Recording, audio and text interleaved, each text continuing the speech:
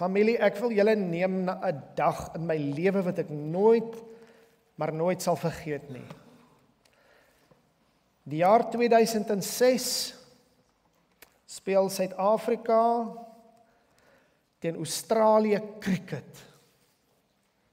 Ek sal dit onthou, want dit is in my 4de jaar en die volgende dag, het was 'n Sondag gewees. En ek gaan nou vir julle sê hoekom ek dit weet, want die volgende dag het ek eksamen geskryf en ons het so 'n bietjie vasgebrand met ons kerkbywoning. Kom ek begin met die dag. Australië slaan 'n parmantige 434 lopies. Die grootste telling nog ooit.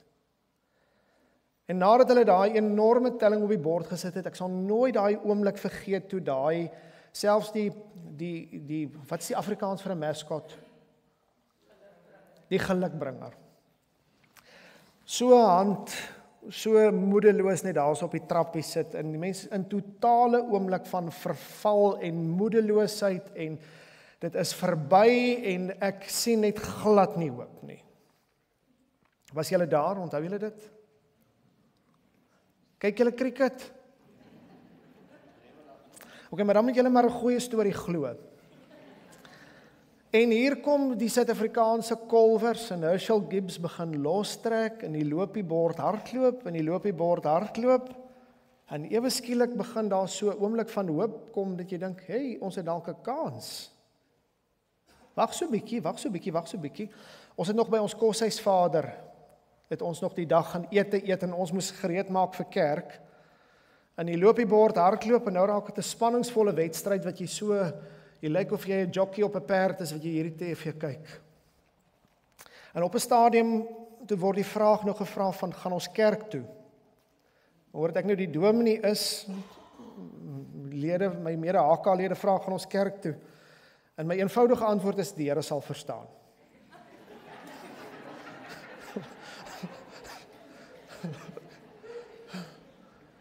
Ek was nog jonk geweest, ek wil net sê ek mag foute maak.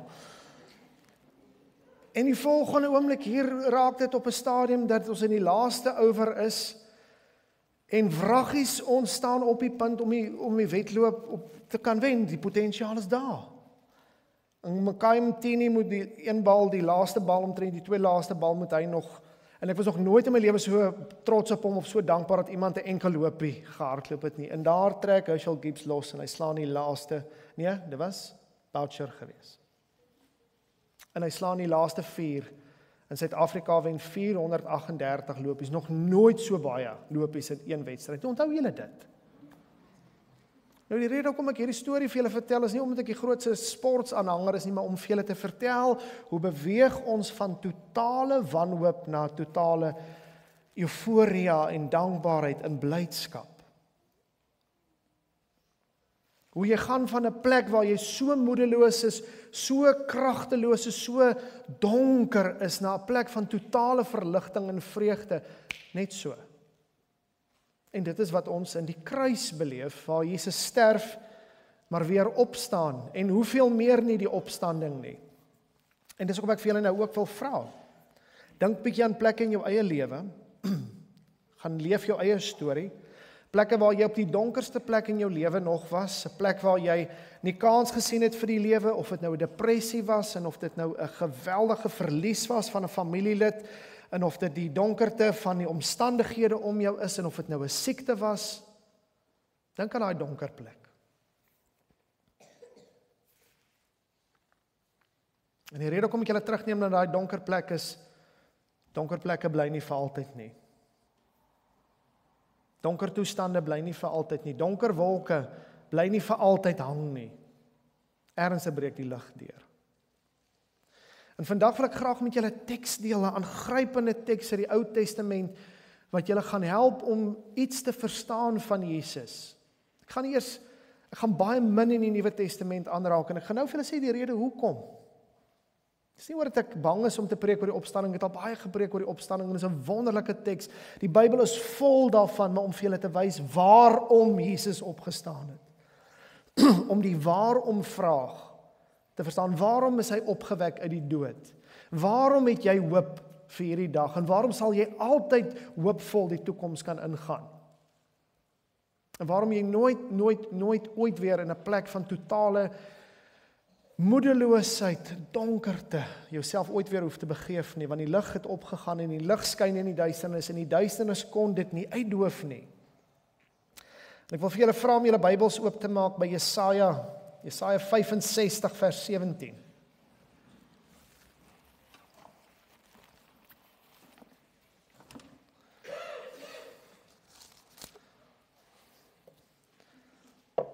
Jesaja 65 vers 17, en terwyl ons hom so gaan lees, ek gaan hom so 'n bietjie opbreek. Ons gaan nie die hele teks lees en dan daaroor praat nie. Ons gaan lees, gaan ons bietjie omkou, gaan ons hom lees, dan gaan ons omkou en so gaan ons op weg wees met hierdie teks. Maar iets wat ek wil hê julle moet raak sien,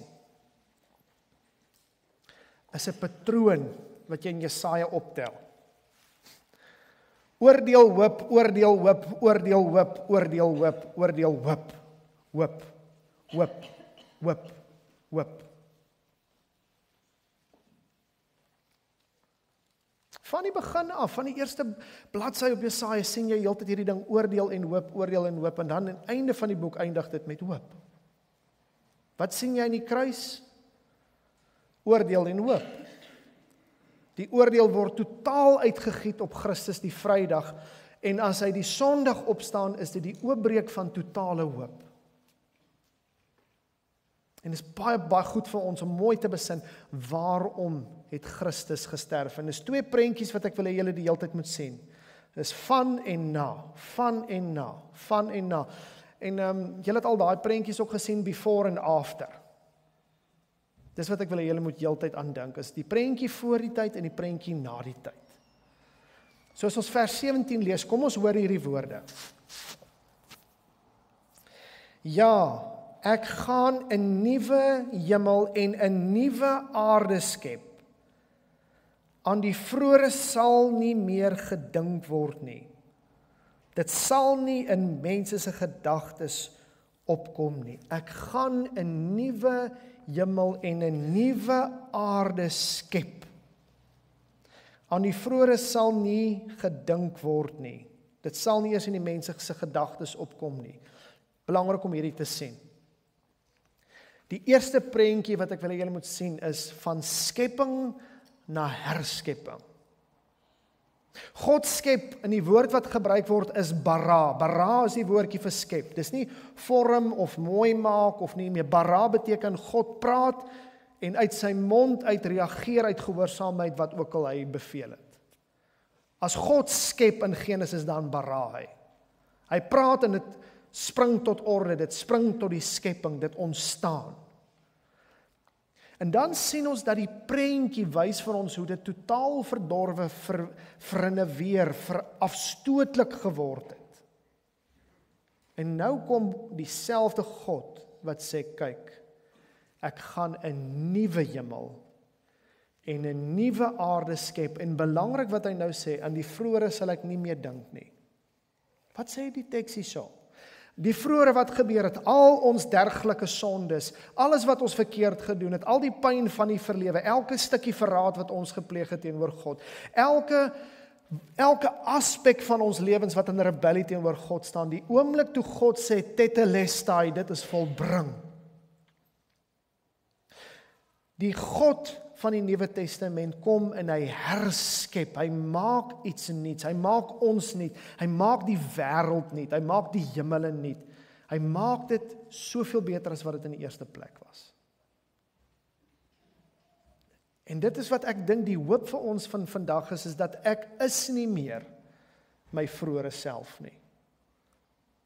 God het 'n nuwe skepsel gemaak die dag toe ek saam met Christus gesterf het en saam met hom opgestaan het.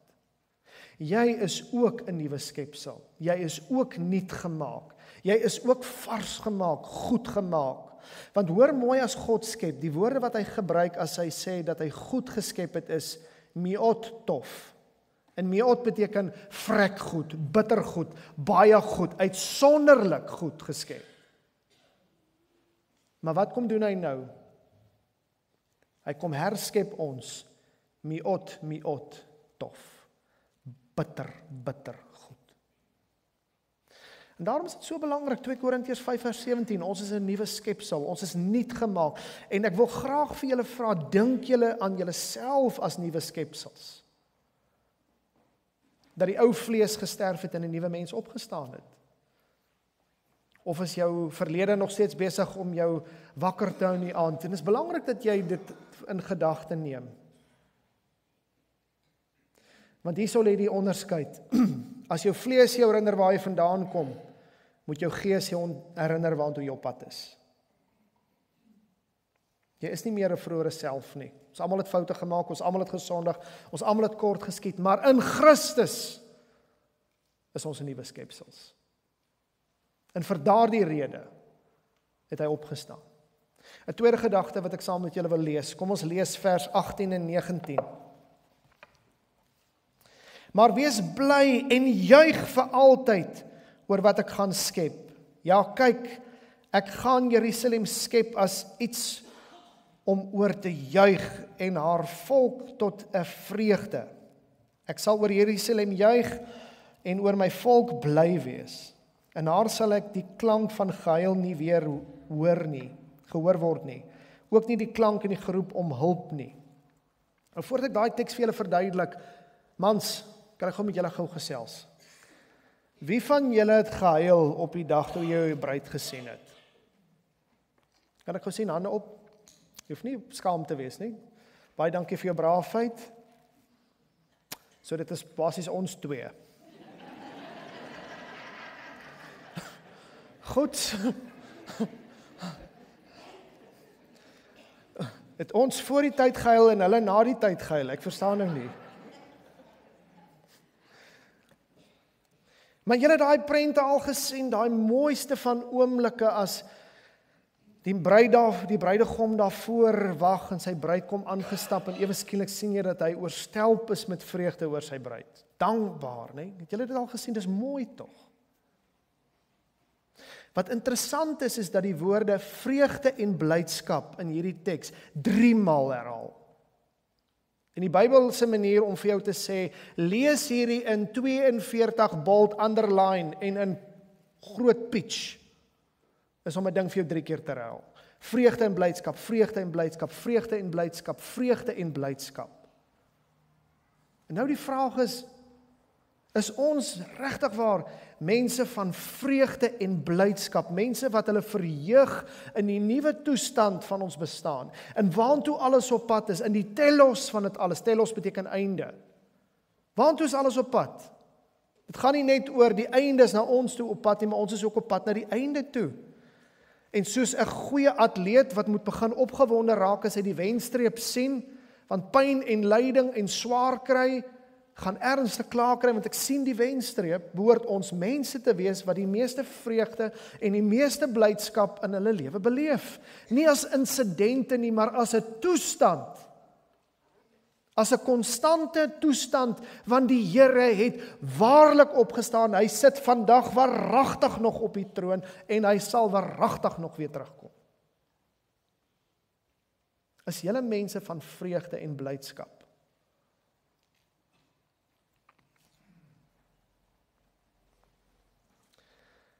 The redeemed will need to be more redeemed for me to believe in their Redeemer.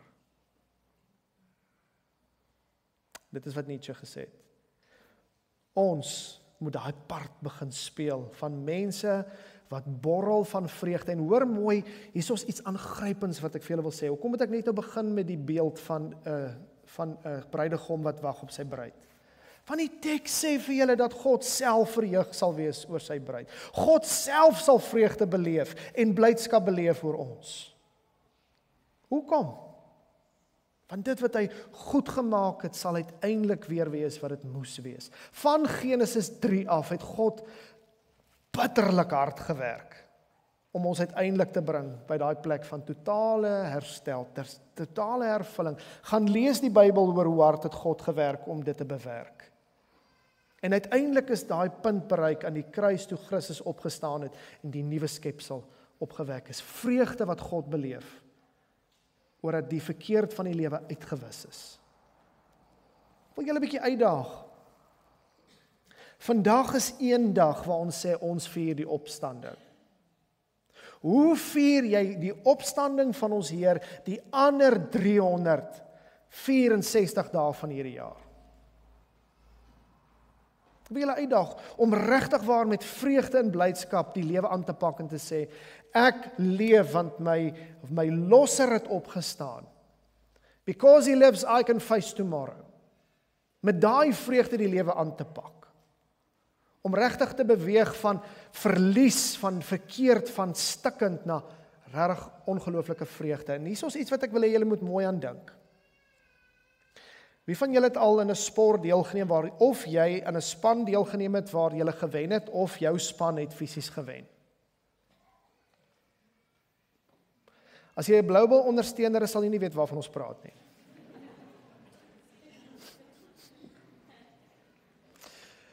Ek wil net julle weer 'n bietjie herfokus. Maar dink gou aan daai oomblik as jy in 'n span is, jy sit in daai oomblik en die volgende oomblik daar wen jou span, né? Rugby wêreldbeker, julle het dit al beleef. Wat het jy beleef in daai oomblik? Vreugde en blydskap. Die grootste oorwinning is behaal. En weet julle, ons gaan van nou af tot in alle ewigheid dit vier. Maar kom ons begin oefen dat ons nie eendag in die ewigheid miltsteek kry en dat dit vir ons 'n vreemde ervaring is nie. Ons behoort nou al vreugde en blydskap as deel van ons lewe te maak. Kom ons dank hom en kom ons eer hom en kom ons prys hom en julle sal altyd hoop hê. Weet julle hoekom? Want Christus sit nog steeds aan die regterhand van die Vader. En daarom sal julle altyd hoop hê. Ons lees verder in hierdie teksgedeelte.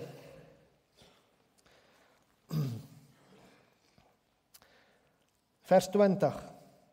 Daar sal nie meer 'n suigeling wees van net enkele dae, of 'n bejaarde wat nie sy lewensdae voltooi nie, want die jongste sal op 100 jaar sterf.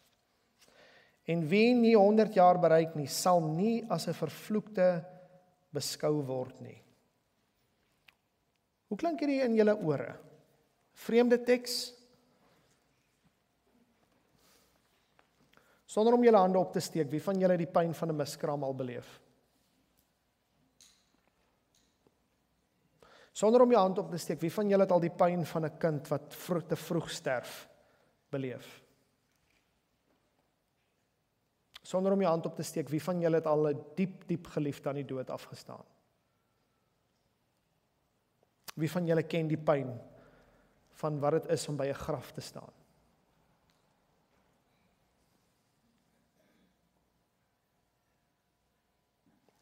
Daar is nie 'n enkele mens wat vandag nie dit ervaar het of nog in jou lewe gaan ervaar nie. Pyn is deel van hierdie lewe. Pyn was nog altyd die doel gehad om vir ons te vertel dat iets is fout, iets het skeef gegaan.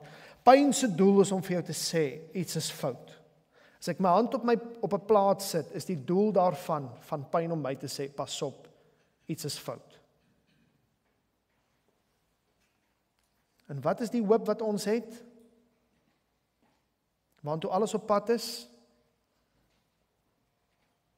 dat pyn en lyding vir eens en vir altyd die nekslag toegedoen gaan word, en dat ons mense mag wees wat in die vrede en in die vreugde van die Here mag beleef, en dat jy die kind en die kinders wat jy verloor het weer sal vashou, en die geliefdes wat die Here duur gekoop het, mee kan saam fees vier. En daar uiteindelik 'n einde sal wees aan al die kanker, al die seer, elke siekte, elke pyn, elke teleurstelling, elke verhouding wat seer gekry is, maar raai wat? Dit kan baie maklik klink soos 'n pie in the sky when you die. Wag net totdat jy doodgaan, dan sal alles oukei wees. Watter hoop is dit vir jou vandag? Die hoop vir vandag is dat die Here sê, kyk, ek sal self julle trane afdroog. Kyk, ek is self met julle. Ek sal julle nie verlaat nie. Daai hoop is dat die koning nie net in die hemel is nie, maar ook op die aarde. En dat dit wat jy eendag in die volheid sal beleef, God alreeds in die hier en die nou in jou lewe in mee besig is om te werk. Dit is die hoop wat ons in ons lewens dra, is dat ons beweeg van dood na lewe. Ons lees die volgende verse saam, 21.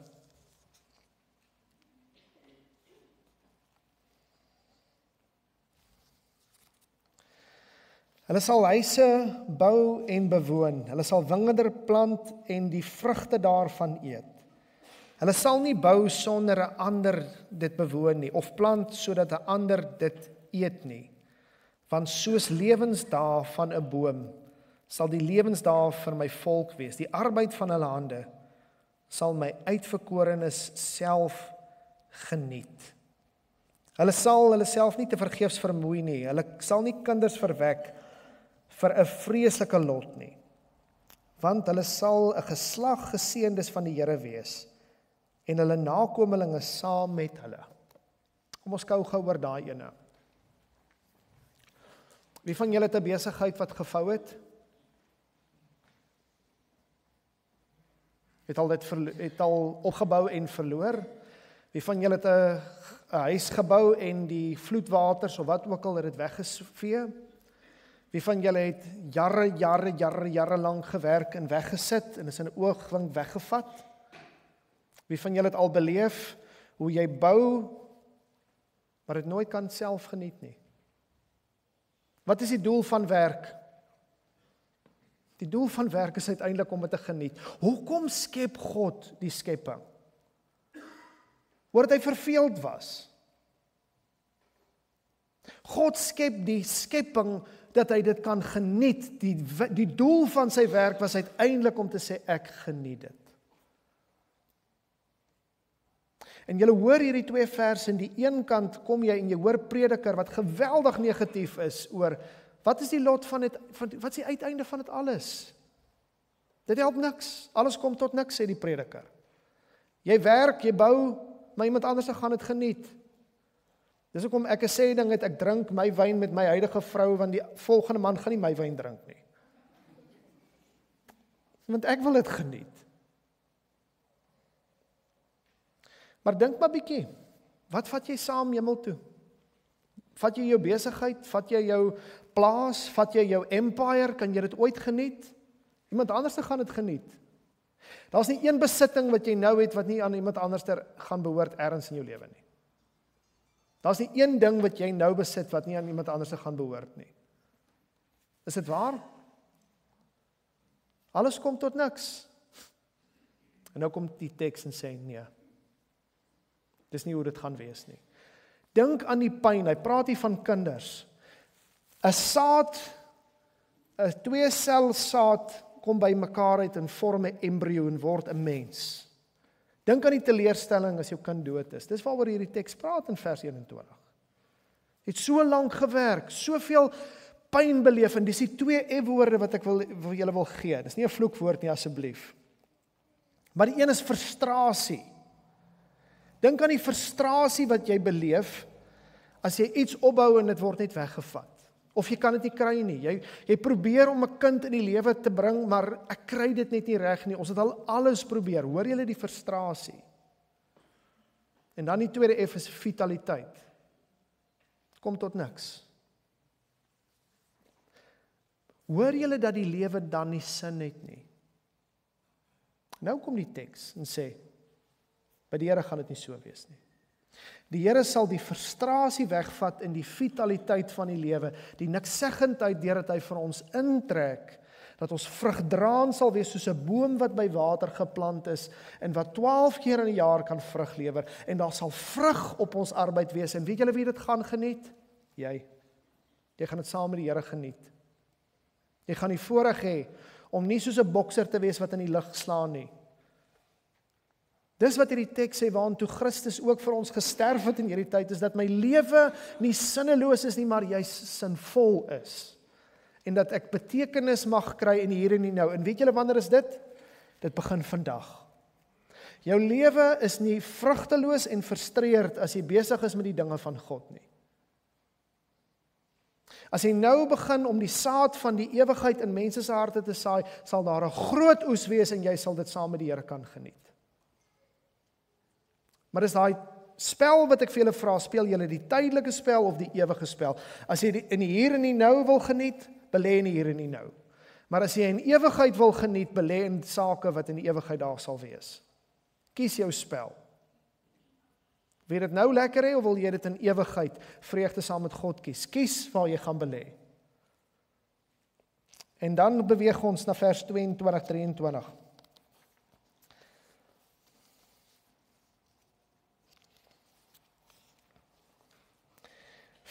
sê, nog voordat hulle roep, sal ek hulle antwoord. Hulle sal nog besig wees om te praat, dan verhoor ek hulle al. Wat was die doel van die opstanding ook gewees? Om die verhouding tussen God en ons uiteindelik op so 'n manier te versoen, dat daar totale kommunikasie vloei is. Die Here sê, nog voordat jy sê, sal ek al klaar jou antwoord. Dis hoe die verhouding tussen ons sal wees.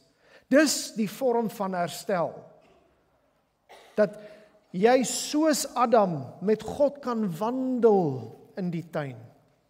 En uiteindelik op daai plek kan wees waar jou hart vrylik na God kan vloei en syne na joune. En wanneer ons dit vir mekaar sê, dan sien ons die kern van hierdie evangelie is, nou is daar een middelaar tussen ons en God, die pad is oopgemaak. Daar is geen meer blokkasie nie. In hierdie lewe sukkel ons met ons eie agendas, ons besig wees, Here, selfs die beste van julle in ons geloof, selfs die sterkste in ons geloof sukkel om jou gedagtes te rig op God. Wie van julle het al in slaap geraak as julle bid? Wie van julle het al lekker begin bid, ag Here Jesus, baie dankie vir hierdie dag, Here, dankie dat ek by U kan wees, Here, in die maandag, hoe is 8 uur het ons 'n afspraak, 9 uur sien ek die een. O God, Here, ekskuus, waar was ons gewees? Julle dit al beleef? Here, wag, ons gaan nou bid, maar Here, ek is nou baie moeg. Here, kan ons dit môreoggend maak? Môreoggend, Here, nee, wag. Hierdie dag ek het bietjie verslaap, ons sal nou praat. Hallo? Sien julle julleself? Wat is die hoop? Is dat ek uiteindelik op 'n plek is met God dat geen onderbreking my meer van stryk af kan stuur, dat ek met God uiteindelik daai gemeenskap, die diepte van my gemeenskap kan hê wat dit moet wees. Maar nou wil ek ook vir julle sê, wat doen ons in hierdie lewe? Dis tyd om te oefen. Julle begin nou al, wanneer julle in julle gebedskamer ingaan, begin jy die vreugde van die ewigheid beleef, die shalom. Hoeveel keer het julle nie al gaan bid? Toets my hierin. As jy regtig ten diepste gaan bid, dat jy opstaan en sê, ek het soveel vrede. Beleef julle dit? Hoekom? Want julle het die asem van die ewigheid ingeasem in jou longe. Jy het 'n voorskou gekry van wat dit is om in alle ewigheid by God te wees. En nou sluit ek af met die laaste gedagte. 'n wolf en 'n lam sal saam wei. 'n leeu sal soos 'n bees hooi eet. Maar 'n slang stof sal sy kos wees. Mense sal nie kwaad aanrig of hulle wangedra nie, nêrens op my hele heilige berg nie, sê die Here. Wat wil ek vir julle vandag gee? Uiteindelik word die natuur weer herstel. Nie net die skepping, hoor die vloek. Jy sal hom in die hakskeen byt en jy sal sy kop vermorsel. Hoor julle die vloek? Die spanning wat ons tussen die natuur beleef in onsself. Wie van julle het al siek geword? Baie dankie vir die bakterieë wat in die natuur is. Wie van julle is al deur iets gebyt? Baie dankie vir die vyandskap in die natuur. Wie van julle het al 'n bees geëet? Prys die Here. Sien julle die vyandskap tussen ons en die natuur? Wie van julle het al 'n blikkie by die venster uitgegooi? Wie van julle verwoes die aarde? Sien julle die vyandskap? Uiteindelik kom daar herstel in die natuur, soveel so, dat daar by ons weer 'n simbiose is. Tussen die natuur en ons en die natuur. Maar weet julle wat is die diepste verandering? My natuur. Wat is die natuur van 'n leeu? Het julle al in die Kalahari gesien of in Tosha gesien as 'n leeu daar lê en 'n springbokkie spring so rustig verby? Is sy natuur om vir hom te sê, môre, gaan dit met jou? Of sien jy ewe skielik 'n wreedheid in sy oë en aarzelende tande in 'n natuur wat net eers eenvoudig oorneem en daar gat hy. Sien julle dit? Wat is die natuur van die mens? Die katekisme sê vir my, ek sal altyd geneig wees om God in my naaste te haat. Het is nie lekker om daai woorde te hoor nie. Ek sal geneig wees om God in my naaste te haat. Ek sal altyd in rebellie teenoor God wees, dis my natuur. Maar vir eens en vir altyd is my natuur herstel. My natuur wil nie teen God rebelleer nie. My natuur wil nie my naaste haat nie. My natuur is uiteindelik wat ek moet wees. En daai natuur begin deurbreek as ons oorlog maak op die vlees en die hier en die nou. Ons gaan dit nie ten volle in hierdie lewe bemeester nie, maar jy kan begin proe aan die ewigheid. So wat eindig ek mee? Slotgedagte. Dit wat ek nou vir julle gegee het, is nie aspekte vir eendag nie.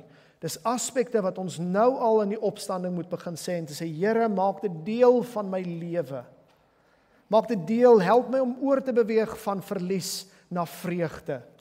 Help my om van radiostilte oor te beweeg na volle gemeenskap met U in Christus. Help my dat my natuur oorbeweeg van vlees na gees. Dan beleef jy al die krag van die opstanding in die hier en die nou. En sal dit nie vir jou 'n verrassing wees die dag as jy Christus in sy oë kyk en dit in sy volheid beleef nie. En dit is my hoop, dat ons die opstanding saam mag vier. Here Jesus, baie dankie dat ons die hoop teen die wanhoop mag hê. Dankie dat die graf werklik leeg is. Dankie Here dat daar nêrenster 'n plek is waar ek kan sê, kyk, hier lê die Christus nie. Here, U het opgestaan. Meer as 500 op dieselfde tyd het dit gesien. Elke een van die apostels het dit getuig. Christus, U het opgestaan. En Here, ek beleef dit veral omdat die Gees en die Woord my daarvan oortuig. En nou bid ek Here dat die vrug van die opstanding in ons lewens al hoe meer sigbaar sal word. Here, kom brand in ons harte. Dankie daarvoor, dankie vir die vreugde wat ons daarin beleef. In die naam van ons Here Jesus Christus. Amen.